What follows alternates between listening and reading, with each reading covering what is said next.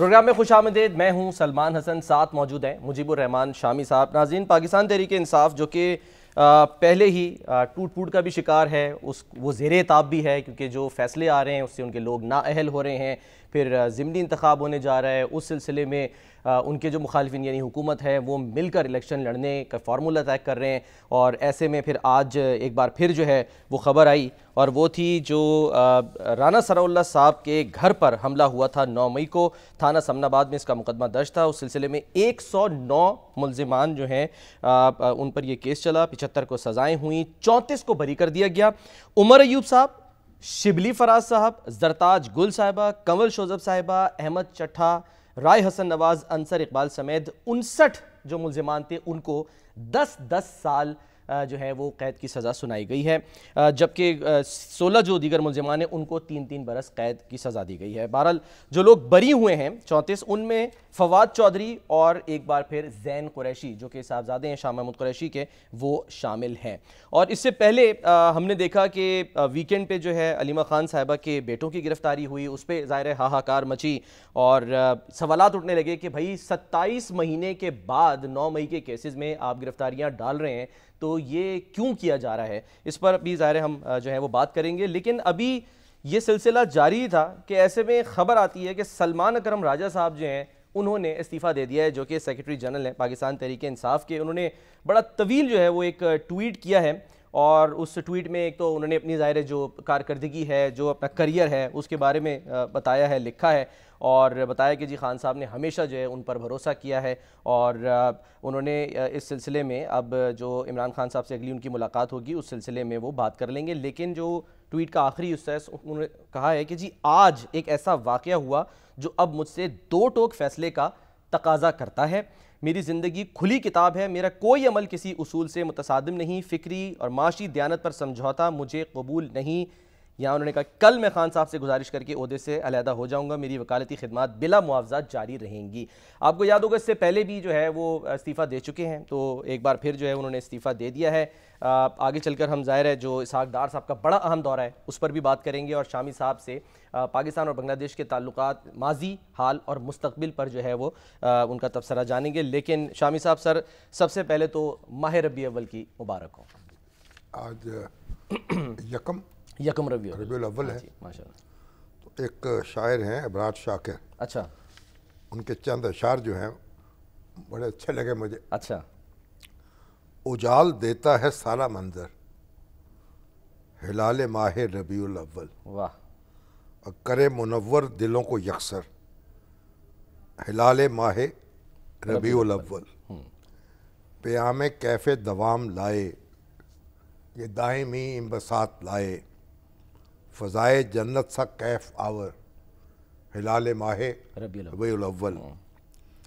سکینہ ہوتی ہے دل پہ نازل دکھائی دے یہ افق پہ جوئیں, سکون قلب و نظر کا مظہر ہلال ماہ ربیع الاول.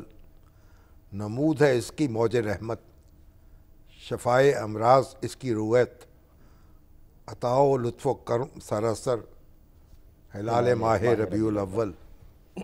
سنائے مجدہ بہار نو کا بکھیرے خوشبو جہاں میں ہر سو, یہ گل فشان نکہتوں کا پیکر ہلال ماہ ربیع الاول.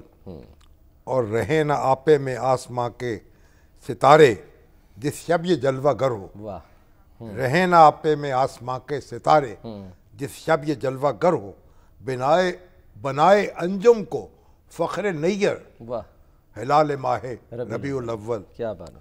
اور ہے نعمت عظمیٰ رب تعالیٰ کی اس کے دامان نور زامے, فلک کے خورشید سے ہے بڑھ کر ہلال ماہ ربیع الاول. تو یہ اور خدا کے فضل و کرم سے اور ہے طفیل سلطان کل خلائق ہمیشہ شاکر پہ فیض گستر ہلال ماہ ربیع الاول. ماشاءاللہ. وجہ تخلیق کائنات حضرت محمد مصطفیٰ صلی اللہ علیہ وآلہ وسلم. یہ سب ہمارے سننے والوں کو یہ ربیع الاول کا چاند مبارک ہو. رسول اللہ صلی اللہ علیہ وسلم اس مبارک مہینے اس دنیا میں تشریف لائے جی, اور اسی مہینے وہ ملک عدم میں ملک فانی سے بقا میں روانہ ہو گئے. تو اب یہ ہے کہ یہ مہینہ جو ہے تقاضا کرتا ہے ہم سے کہ ہم آپس میں ایک دوسرے کے ساتھ نرم ہو جائیں اور ایک دوسرے کو معاف کر دیں, سیرت النبی پر عمل کریں, سیرت النبی پہ عمل کریں, اور ایک دوسرے کی خطائیں جو ہیں نا ان کو نظر انداز کر دیں. تو یہ رحمت اللہ علیہ بھی کہتے ہیں رسول اللہ صلی اللہ علیہ وسلم کو, تو کاش ہمارے ہاں بھی, مگر ہمارے ہاں کی جو سیاست ہے وہ تو اسی طریقے سے چل رہی ہے. اب 59 افراد جو ہیں, جی ہاں, ان کے بارے میں فیصلہ ہوا ہے آج. ہاں جی, فیصلہ آباد ATC, اور رانا ثناء اللہ کے گھر پر جو حملہ ہوا ہے اس کی پاداش میں. جی ہاں, اب مجھے تفصیل تو معلوم نہیں ہے, حملہ تو کسی کے گھر پہ نہیں ہونا چاہیے, لیکن کوئی نقصان ہوا یا محض حملہ ہوا یا مظاہرہ ہوا, تمہارا یہ ایک بڑی غلط روایت ہے جو قائم کی گئی. لیکن رانا ثناء اللہ جو ہیں, اب ظاہر ہے کہ وہ تو اس میں فریق نہیں تھے اس مقدمے میں, جی ہاں, ریاست فریق تھی, اور کچھ لوگ بری بھی ہو گئے. جی ہاں, فواد چودھری صاحب بری ہوئے ہیں, زین قریشی صاحب ہوئے ہیں, 34 افراد جو ہیں وہ بری ہو گئے. ہاں جی, اور کچھ کو سزائیں ملی ہیں. اب کچھ وہ جو لوگ ہیں کچھ موقع پہ موجود تھے اور کچھ موقع پہ موجود نہیں تھے. جی ہاں, شیخ رشید صاحب جو ہیں وہ بڑا شکوہ کر رہے تھے کہ ان کے جو بھتیجے ہیں وہ تو وہاں تھے ہی نہیں, کبھی گئے ہی نہیں فیصل آباد, اور ان کو جو ہے وہ سزا دی. اب وہ ان کو وہاں دور بیٹھ کر اکسانے کے الزام میں سزا سنا دی گئی. اب یہ بھی تو یہی کا ہو رہا ہے نا. اب جب اس کی اپیل آئے گی زیر سماعت تو پھر دیکھیں گے. ابھی تو ظاہر ہے کہ جو صفائی ہے وہ تو ابتدائی عدالت سے فیصلہ ہوا ہے, ابتدائی عدالت سے فیصلہ ہوا ہے, اور صفائی کے وکلاء تو کہہ رہے ہیں کہ بہت ناانصافی ہو گئی ہے, اور استغاثے کے جو وکیل ہیں وہ خوش ہیں کہ ہم نے منزل مراد حاصل کر لی ہے یا گور مراد حاصل کر لیا ہے, پر ہمارا دل بوجھل ہے. اور یہ جو مہینہ جو ہے اس کا آغاز اس طرح سے نہیں ہونا چاہیے تھا, اور سزائیں ملی ہیں ان سے ایک فضا میں ایک سوگ کی کیفیت ہے. اور کاش یہ معاملات جو ہیں ان کو ہم کسی نہ کسی طریقے سے سمیٹ لیں اور اس کے بعد آگے بڑھیں. سر, ویکینڈ پہ جو خبر آئی علیمہ خان صاحبہ کے بیٹوں کی گرفتاری, تو اس پر بھی سوالات اٹھنے لگے کہ جی یہ 27 مہینے کے بعد, مطلب وہ ملک سے باہر چلے گئے, وہ واپس بھی آئے, وہ یہاں پر آ جا رہے تھے, گھوم پھر رہے تھے, سب کچھ تھا, تو پھر اسی دن گرفتار کرنا جس دن خان صاحب جو ہیں ان کو مقدمے سے ضمانت ملتی ہے. ایک بیٹا ان کا جو تھا وہ آثار نیازی صاحب کے ساتھ کھڑا ہوا تھا, اور تو اس نے کچھ اور ایسا کوئی نعرہ وارہ تو نہیں لگا رہا تھا. اور اس پر اب دوسرا بیٹا جو ہے وہ تو چترال میں تھا, انہوں نے اس کا ثبوت کہہ رہے ہیں کہ ہمارے پاس ہاں موجود ہے, اس کا جو سٹیٹس ہے وہ بھی بتایا ہے میڈیا کے سوشل میڈیا کے ذریعے کہ علیمہ خان جو تھی اس دن چترال میں تھی, تو ان کا بیٹا بھی چترال میں تھا. تو وہ کہتے ہیں ہم یہاں اس میں موجود نہیں تھے, اور یہ میں نے سنا یہ ہے کہ وہ بیٹا جو ہے وہ پولیٹیکل ایکٹیویٹیز میں کوئی سرگرم نہیں ہے, نہ حصہ لے رہا ہے. لیکن بہرحال اب یہ جبر ہے حالات کا, اور علیمہ خان جو ہیں ہماری ہمدردیاں ان کے ساتھ ہیں. لیکن بہرحال اب مقدمہ جو ہے لڑنا پڑے گا اور عدالت میں جا کر اپنا موقف ثابت کرنا ہوگا. شامی صاحب, جنرل پرسیپشن اس سے کیا بن رہا ہے؟ یعنی پی ٹی آئی کو ایک طرف رکھ دیں کہ ان کا موقف جو بھی ہے کہ جی خان صاحب کی جس دن یعنی کہ وہ ضمانت ہوتی ہے اسی دن یہ فیصلے ہو جاتے ہیں, پیغام کیا جاتا ہے؟ یعنی کہ ہماری کیا جو ریاستی مشینری ہے وہ کمزور ہے کیا؟ وہ بر وقت اقدام نہیں کر سکتی؟ ایک شخص جو کہ ظاہر گھوم رہا ہے, وہ الگ بات ہے کہ پارٹی کے اندر سے ان پر کیا الزامات لگے, وہ تو ایک دوسری بحث ہے. بیرون ملک تھا, پتہ نہیں بیرون ملک کیا سوچی, اس کو واپس آ گیا, تو واپس آ گیا تو پھر انہوں نے دھر لیا.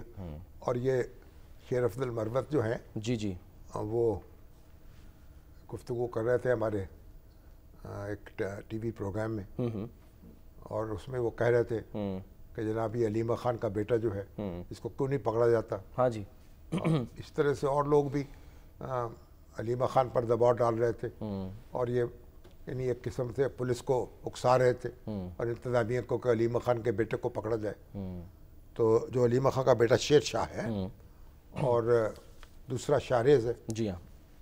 بہرحال اب پہلے تو یہ خبر آئی نا کہ ان کو اٹھا لیا گیا ہے, کچھ نقاب پوش آئے ہیں, ساتھ لے گئے ہیں, لیکن بعد میں پھر پولیس نے اعلان کیا کہ ہم نے پکڑا ہے. جی ہاں. اب دیکھیے کسی کو جب آپ گرفتار کرتے ہیں تو یہ سب سے نامناسب بات تو یہ ہے کہ آپ گھر والوں کو مطلع نہ کریں کہ اس کو کس پاداش میں پکڑا جا رہا ہے. اچھا. پولیس اگر کسی مقدمے میں گرفتار کرنا چاہتی ہے تو اسے گرفتاری دینی چاہیے, گرفتاری کرنی چاہیے. گھر والوں کو بتا دے بھئی یہ مقدمہ ہے, ہم یہاں لے کے جا رہے ہیں. پر اس وقت تو 2-3 گھنٹے کی تاخیر کے بعد پولیس نے یہ کنفرم کر دیا کہ وہ ہماری کسٹڈی میں ہے. تو بہرحال اب جب کسی شخص پر کارروائی کر لی جائے اور اسے پکڑ لیا جائے FIR درج کر کے, تو پھر اس کے سوا کیا چارہ ہے کہ وہ اپنا مقدمہ جو ہے عدالت میں لڑے اور اپنے آپ کو بے گناہ ثابت کرے. جمائمہ خان جو ہیں یا جمائمہ گولڈ سمتھ, انہوں نے بھی سر اس پہ ٹویٹ کیا, انہوں نے حوالہ دیا. ظاہر ہے کہ ایک تو ان کو گرفتار کیا گیا, پھر اس سے پہلے حسان نیازی کا بھی انہوں نے ٹویٹ میں ذکر کیا ہے کہ ان کو ظاہر سزا ہوئی ہے, اور انہوں نے یہ لکھا کہ جو حکومت ہے انہوں نے ان کے بیٹوں یعنی قاسم اور سلیمان ان کو جو ہے وہ دھمکیاں دیں. آخر میں انہوں نے لکھا ہے کہ no state should be allowed to target families to settle political scores. ہاں ٹھیک ہے, ان کا اپنا نقطہ نظر ہے.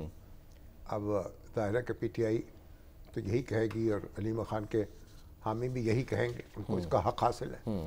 جو مخالف ہیں وہ دوسری بات کریں گے, وہ کہیں گے قانون اپنا راستہ لے رہا ہے. صحیح. لیکن یہ اس طرح کی کاروائیاں, یہ ماحول ہمارا یہ کاش بدل جائے اور یہاں ہم ایک دوسرے سے کی عزت کریں, ایک دوسرے کی بات سنیں, ایک دوسرے کے ساتھ بیٹھیں اور پاکستان کی جمہوریت جو ہے اس کو سٹرینگتھن کریں.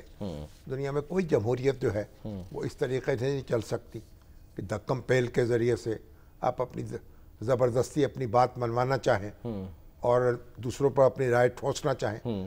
اس میں جو ہمارے اہل سیاست ہیں مجموعی طور پر ان کو جائزہ لینا چاہیے. اور یہاں بھی PTI جو 9 مئی کے واقعات ہیں اس میں PTI اب تک الجھی ہوئی ہے. بڑی ایک میں سمجھتا ہوں بڑی لغزش ہوئی ہے فوجی تنصیبات کو نشانہ بنا کے, اور اس کے پھر بہت سے سنگین نتائج مرتب ہوئے ہیں. ہماری سیاست مزید گدلی ہوئی ہے اور بڑے افسوسناک واقعات پیش آئے ہیں. دوبارہ کسی طریقے سے ان سب کو سمیٹا جائے. لیکن شاہد صاحب آپ جو بات کہہ رہے ہیں کہ یہ عدالتوں سے ظاہر ہے ان کو رجوع کرنا پڑے گا, کیونکہ عدالتیں تو یہی کہہ رہی ہیں کہ بھئی آپ پہلے سرنڈر کریں, سرنڈر کریں گے تو پھر آپ کی ہم ظاہر ہے ہم جو ہے نا وہ اپیلیں سن سکتی ہیں. تو گرفتار کر لیے تو سرنڈر ہی ہو گئے نا, اور کیا. نہیں ابھی تک کیا نہیں ہے نا. جب گرفتار ہو گئے, جو لوگ گرفتار ہو گئے جو نہیں ہوئے, ان کے بیٹے تو پکڑے گئے نا. تو پھر نہیں, میں سیاسی رہنماؤں کی بات سیاسی رہنما جو ان کو بھی عدالتی کارروائی جو ہے اس میں کوئی یعنی کبھی بھی ایسا نہیں ہوا بر صغیر میں, عدالتی کارروائی سے کبھی بھاگے نہیں ہیں. ہمارے غلامی کے دور میں بھی اور آزادی کے دور میں بھی بڑے بڑے لیڈروں پر بڑے بڑے مقدمے قائم ہوئے ہیں. آپ دیکھیں سب کانٹیننٹ پہ دیکھ لیں, پنڈت جواہر لال نہرو پر, گاندھی جی پر, مولانا ابو کلام آزاد پر, مولانا حسرت موہانی پر, مولانا ظفر علی خان پر اور مولانا عطا شاہ بخاری پر. اور پاکستان بننے کے بعد بھی دیکھیں کس چیز میں مقدمے قائم نہیں ہوئے اور برسوں لوگوں کو جیلوں میں رہنا پڑا. اچھا, عبدالغفار خان صاحب کو دیکھ لیجئے, مولانا ابو العلا مودودی کو دیکھ لیجئے, مولانا صلی اللہ خان کو دیکھ لیجئے, اور پھر اس کے بعد حسین شہید سہروردی, اور یہ ہمارے رضا اور میاں طفیل محمد, مولانا ابو العلا مودودی اور فیض احمد فیض, کتنے لوگ ہیں, اور عبدالصمد اچکزئی اور فقط مسلم لیگ کے رہنما بڑے گرفتار ہوئے ہیں. اور پھر بعد میں دیکھیں آپ ابھی آصف زرداری صاحب کو دیکھ لیں اور نواز شریف صاحب کو دیکھ لیں, تو اور احسن اقبال کو دیکھ لیں, سعد رفیق کو دیکھ لیں, تو رانا ثناء اللہ کو دیکھ لیں. تو یہ مقدمے تو پھر ہماری سیاست کی غلط روایت ہے, کاش کو اس کو ختم کر دے. اور لیکن یہ ہے کہ مقدموں سے بھاگتے نہیں ہیں سیاسی رہنما. علیمہ خان صاحب ابھی یہ کہہ رہی ہیں کہ جی ہم کسی دباؤ میں نہیں آئیں گے, تو سر پھر بس ٹھیک ہے, اپنا مقدمہ لڑیں, اپنا پوری طاقت لگائیں, جان لڑائیں, اور ان کے وکیل جو ہیں انشاءاللہ سرخرو ہوں گے اگر ان کے موقف درست ہے, اور ایک عدالت میں نہیں دوسری عدالت میں ریلیف مل جائے گا. تو سر اب یہ دیکھیں جیسے نا عمران خان صاحب کی جو بیل ہے لاہور ہائی کورٹ نے منسوخ کر نہیں قبول کی، سپریم کورٹ نے قبول کر لی. بالکل. ہاں اچھا سر، اب ایسے میں سلمان اکرم راجہ صاحب جو اب سلمان اکرم راجہ صاحب جو ہیں بیچارے استعفیٰ دے گئے. کسی نے کہا ظاہر ہے کو وہ بھی دیکھیں نا ایک بڑے اچھے وکیل ہیں اور بہت بڑی پریکٹس ہے. ان کے والد بھی بڑے اچھے وکیل تھے اور ان سے وراثت میں ان کو ملی ہے اور وہ بڑے ہونہار وکیل ہے اور بڑی اچھی پریکٹس ہے ان کی.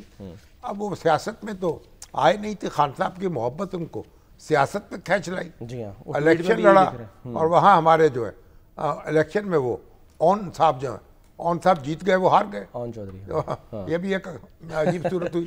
تو بہرحال اب وہ سیکرٹری جنرل بنا دیے گئے پارٹی کے. مصیبت یہ ہے کہ اب جو وکلا حضرات ہیں یہ سیاسی کارکن نہیں ہیں، یہ انہوں نے بڑی سیاست میں کوئی زیادہ حصہ نہیں لیا اور اس طرف خان صاحب پھر ان کو کوئی آزادی بھی نہیں دے رہے تاکہ وہ کچھ حکمت عملی بنا سکے. ادھر پارٹی کے اندر جو ہے اب وہ شیر افضل مروت جو ہیں وہ سلمان اکرم راجہ صاحب پر بھی لگے ہوتے ہیں، تنقید کر رہے ہوتے ہیں، ان کو گرفتار کیوں نہیں کیا جاتا، یہ باہر کیوں نہیں نکلتے. احتجاج کے دنوں میں احتجاج میں کہاں تنقید بہت ہوئی کہ جی گاڑی میں بیٹھ کے آپ ویڈیو بنا رہے ہیں، احتجاج نہیں کر ظاہر رہے ہے کہ اب ہر شخص جو ہے اس کا احتجاج کا ایک اپنا طریقہ کار ہے نا، اس کا ایک وہ اپنے طریقے سے احتجاج کرے گا نا. ایک آدمی جو ہے وہ سڑک پہ گرفتاری دے گا، دوسرا آدمی جو ہے وہ کوئی پریس کانفرنس کرے گا، کوئی بیان دے گا، کوئی مقدمہ لڑے گا. یہ تقسیم کار بھی تو ہوتی ہے نا. اب پارٹی اگر یہ نہیں چاہتی کہ ایک بڑی لیڈرشپ جو ہے اس کو گرفتاری دے یا خود آ کے جلوس مظاہرے میں حصہ لے تو پھر نہیں لیں گے. اب یہ ایک ایسا معاملہ ہے نا کہ جو کوئی یعنی حکمت عملی کوئی بنائی نہیں جا رہی، بس الٹپ کام چل رہا ہے.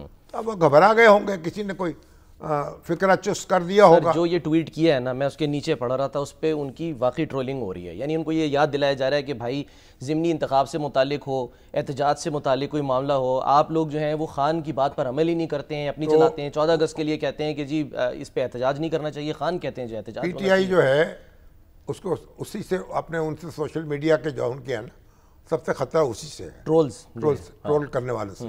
اور پی ٹی آئی جو ہے انہی کے نرغے میں ہے اور وہ کسی کی عزت، بھئی اگر پارٹی کے سیکرٹری جنرل ہیں آپ ان کی عزت کریں، پارٹی کے چیئرمین ہیں جو بھی ان کی عزت کریں، ان کی قدر کریں، ان کی طرف رہنمائی کے لیے دیکھیں.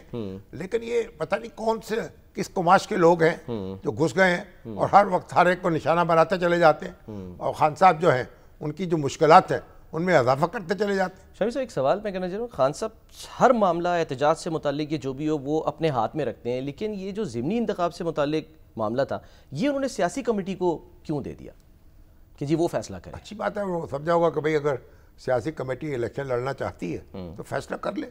ان کو سارے فیصلے سیاسی کمیٹی کو دینے چاہیے. اچھا، سیاسی کمیٹی حالات سے واقف ہے، یہاں لوگوں سے یعنی وہ ان سے براہ راست بات کر سکتی ہے، مل سکتی ہے. خان صاحب جو ہے براہ راست حالات سے واقف نہیں ہیں. جیل میں تو ان سے وہی لوگ ملتے ہیں جن کو ملاقات کی اجازت ملتی ہے، تو وہ چاہیے. اور ایسا ہی ہوتا ہے. ہم نے دیکھا کہ جب لیڈرشپ جو ہے وہ جیل میں جاتی ہے تو جو باقی بعد میں قائم مقام ہوتے ہیں وہ سارے پھر اختیارات استعمال کرتے ہیں. آل انڈیا کانگریس میں بھی ایسا ہی ہوتا رہا اور مسلم لیگ میں بھی ایسا ہوتا رہا. اور پھر پی این اے کے دوران بھئی تحریک چلتی ہے، ایک لیڈر پکڑا گیا تو دوسرا لیڈر اس کی جگہ آ گیا اور اس کی اسی اتھارٹی کے ساتھ آ گیا. اب ایسا نہیں ہوتا کہ کوئی جیل میں بیٹھ کے آپ اس کی یعنی آپ اس کو کٹ پتلی بنایا ہوا ہو. یہ ایک نہ تجربہ کاری ہے یا کم فہمی ہے یا ضرورت سے زیادہ اپنے اوپر اعتماد ہے یا دوسروں پر بے اعتمادی ہے، پتہ نہیں اس کو کیا نام دیا جائے. لیکن بہرحال یہ سیاسی عمل جو ہے اس کے لیے ایک اجنبی چیز ہے. جب آپ نے قیادت سونپ دی ہے تو پھر ان کو حکمت عملی بھی بنانے دیں، ان کے اپنے معاملات طے کرنے دیں. شامی صاحب پھر اس صورتحال میں کوئی سیاسی گرینڈ ڈائیلاگ آپ کے خیال میں پھر ہو سکیں گے؟ یعنی کہ اتنی انرجی ہوگی پی ٹی آئی میں کہ وہ کرے؟ نہیں، انرجی تو پی ٹی آئی میں موجود ہے، ابھی تک بھی موجود ہے.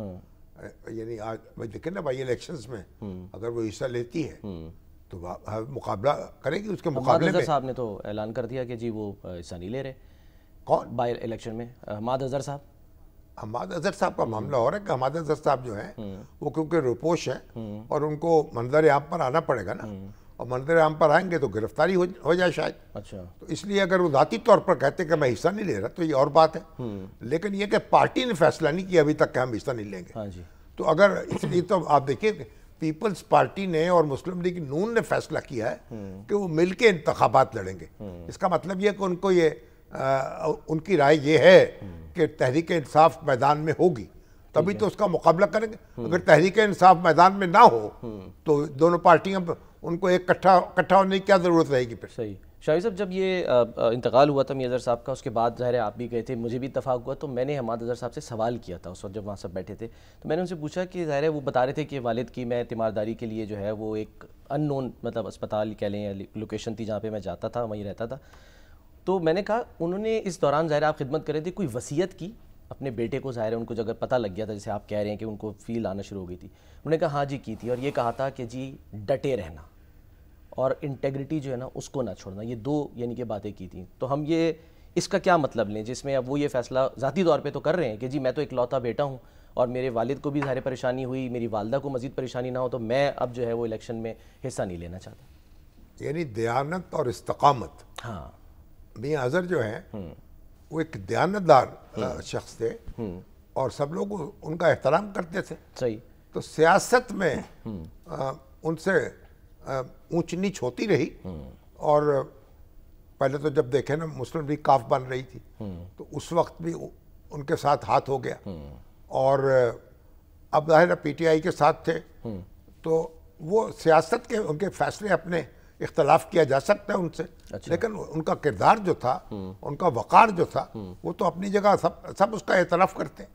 اور ان کے بیٹے جو ہیں ان سے بھی توقع رکھی جاتی ہے کہ وہ اپنے صاف ستھری سیاست کریں اور اپنا جم کے کھڑے رہیں. لیکن یہ ہے کہ سیاست کا یہ تقاضا نہیں, سیاسی جماعتیں جو ہیں نا وہ کوئی دہشت گرد تنظیمیں نہیں ہوتی, نہ کوئی چھاپا مار تنظیمیں ہوتی ہیں کہ ان کے لیڈر جو ہیں ان سے اب گوریلا کاروائیوں کی توقع رکھیں. صحیح. انہیں کھلی سیاست کرنی چاہیے. موقع ہو جہاں بھیا گرفتاری ہو رہی ہے تو گرفتار بھی ہو جانا چاہیے, اور اگر وہ گرفتار نہیں ہوتے وہی مقدموں کا سامنا بھی کریں. آپ اگر مقدموں کا سامنا نہیں کرنا چاہتا اب آپ کی مرضی ہے, لیکن آپ کوئی خفیہ طریقے سے سیاست کر نہیں سکتے. صحیح. یعنی سیاست کھلی ہونی چاہیے. اور حماد اظہر جو ہیں یہ اچھے نوجوان ہیں, ذہین ہیں, پڑھے لکھے ہیں, محنتی ہیں, اور مستقبل ان کا روشن ہے کہ جس بھی جماعت میں رہے. ایک اس وقت تو تحریک انصاف میں ہے اور اس میں بڑا ان کا کردار رہا ہے, تو ان کو بھی چاہیے کہ اگر ان لوگوں کو موقع ملے تو تحریک انصاف کو بھی سنبھالے اور تحریک انصاف بھی ان کو سنبھالے. ٹھیک ہے سر, ایک بریک لے لیتے ہیں, اور بریک کے بعد جب ہم آئیں گے تو ذرا پاکستان اور بنگلہ دیش کے درمیان کہا جا رہا ہے کہ نئے دور کا آغاز, لیکن کیا جو ماضی کے معاملات ہیں, حل طلب معاملات, یا کیا بنگلہ دیش جو ہے وہ کوئی معافی کا مطالبہ کر رہا ہے پاکستان سے 1971 کے معاملات پر؟ بریک کے بعد بات کریں گے.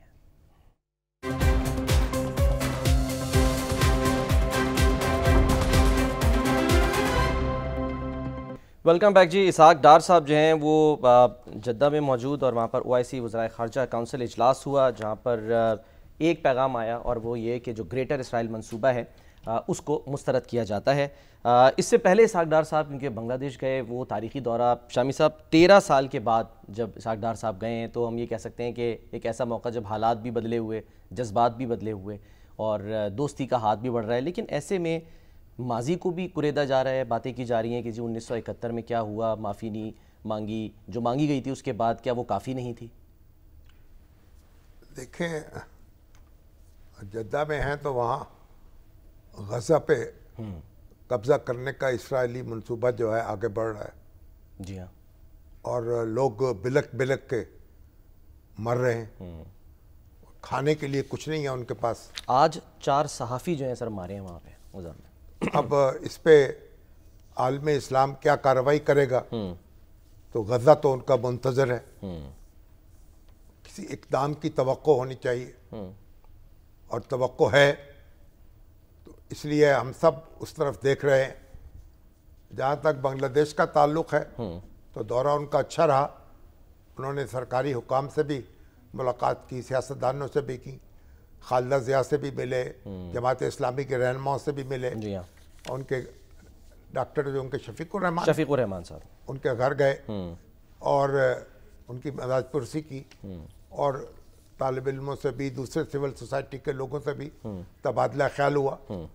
اور دیکھیں اب بنگلہ دیش اور پاکستان جو ہیں انہوں نے یہ فیصلہ کیا ہے کہ ایک تو جو پاسپورٹ سرکاری پاسپورٹ ہے نا, سفارتی یا سرکاری, ہاں بالکل, اس کے اوپر ویزا نہیں ہوگا دونوں ملک. اب ہونا چاہیے, اس سے آگے بڑھنا چاہیے. وہ کیا کہ یہ ویزا جو ہے عام شہریوں کے لیے بھی عام ہونا چاہیے, آن ارائیول, یعنی آن ارائیول. اچھا.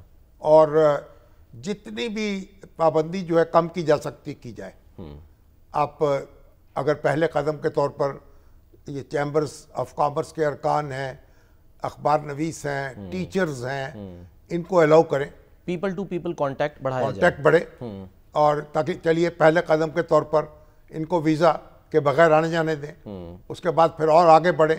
اور یعنی ہدف ہونا چاہیے کہ لوگ ویزا کے بغیر ایک دوسرے ملک میں آ جا سکیں, ٹھیک, آن ارائیول ویزا مل جائے. صحیح. اور اس سے ایک تعلقات جو ہیں وہ مزید سٹرینگتھن ہوں گے. اور ہم تو اس خیال کے بھی حامی ہیں کہ بھارت کے ساتھ بھی ہمارا اس ویزا فری ارینجمنٹ ہونا چاہیے. اچھا. یہ ایک ہی یعنی سب کانٹیننٹ جو ہے اس میں لوگ آپس میں مل سکیں, ایک دوسرے کے آ سکیں, جا سکیں. بھارت نے ایک جسچر تو دیا ہے سر, اب وہ جو اطلاع دی ہے سیلاب کی, اچھی بات ہے, سیلاب کی اطلاع دی ہے اور ان کو ریویو کرنا چاہیے. پاکستان اور انڈیا جو ہے ان کو اپنے اختلافات طے کرنا چاہیے بیٹھ کے.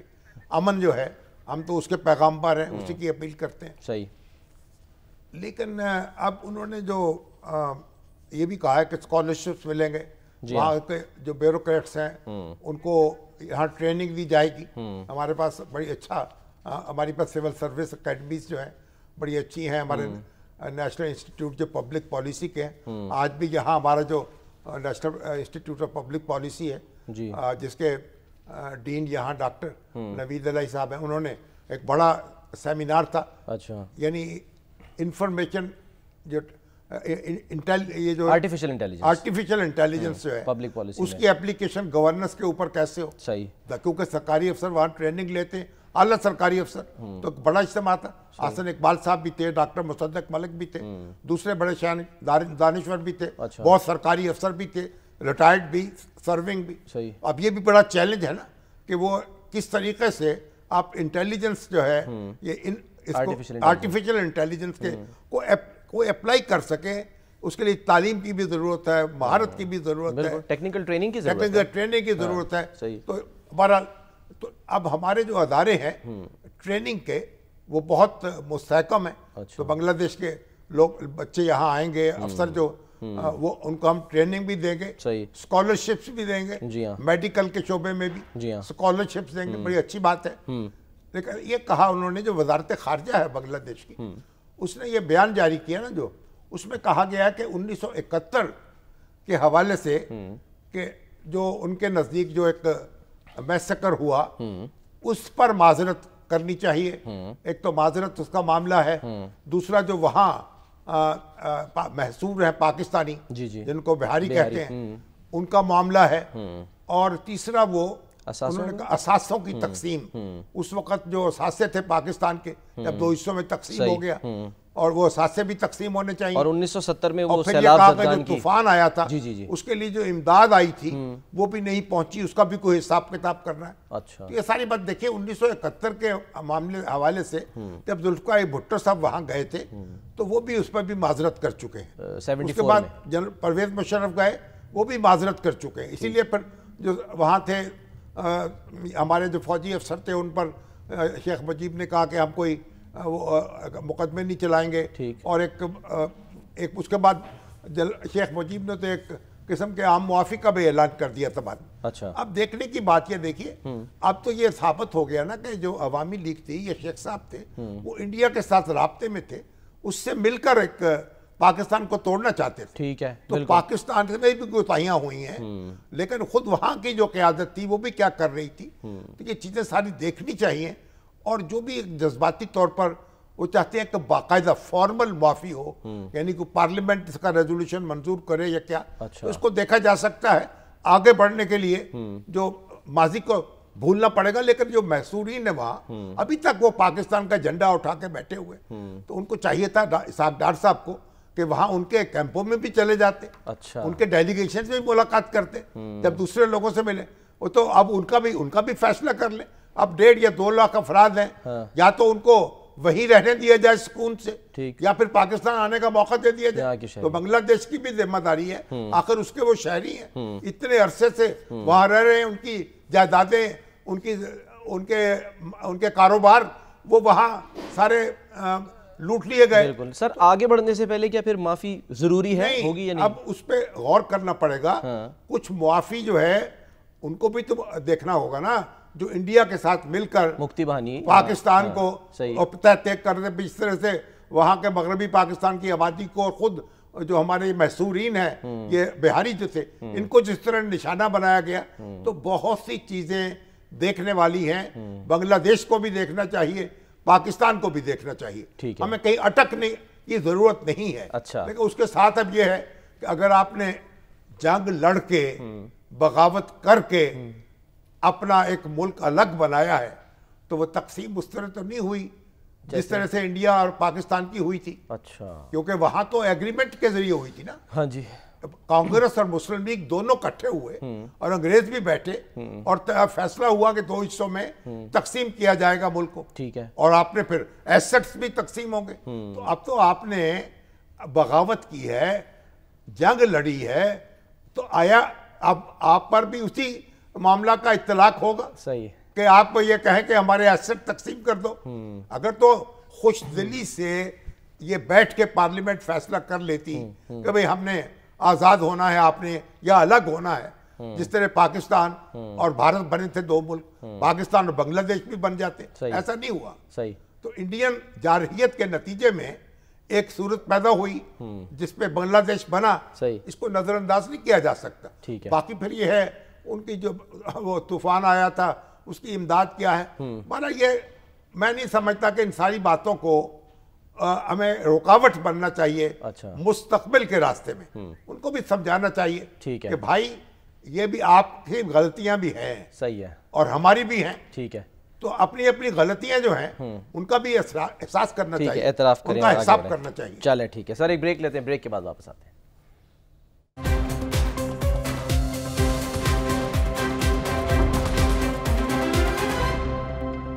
پروگرام کا وقت ختم ہوتا ہے. ناظرین اپنا خیال رکھیے, اللہ حافظ.